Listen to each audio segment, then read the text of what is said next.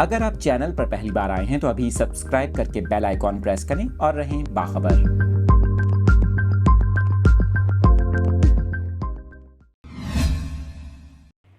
موسم سے متعلق یہ لیٹسٹ اپڈیٹس اپنے ناظرین کے ساتھ شیئر کر رہے ہیں۔ آپ کو بتائیں کہ محکمہ موسمیات نے ملک بھر میں بارشوں کی نوید سنا دی۔ آپ کو بتا رہے ہیں پی ڈی ایم اے کا اس حوالے سے کہنا ہے کہ آج رات سے 30 جون کے دوران ملک کے مختلف حصوں میں بارشیں متوقع ہیں۔ پی ڈی ایم اے کے مطابق ملک میں بارش برسانے والا سسٹم آنے کی وجہ سے عید الاضحیٰ پر موسم خوشگوار رہنے کی توقع ہے۔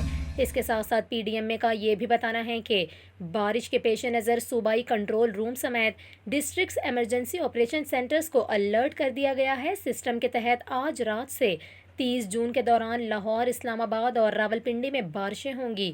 آپ کو یہاں پر یہ بھی بتائیں، پی ڈی ایم اے کا بتانا ہے کہ سسٹم کے تحت مری، گلیات، اٹک، چکوال، جہلم، میاں والی اور سرگودھا میں بھی بارشیں ہوں گی۔ اس کے ساتھ ساتھ 26 سے 29 جون کے دوران ڈی جی خان، راجن پور، ملتان، بھکر، لیا، بہاولپور، بہاول نگر، ساہیوال، پاک پتن اور اوکاڑا میں بھی آندھی اور گرج چمک کے ساتھ بارشیں ہو سکتی ہیں۔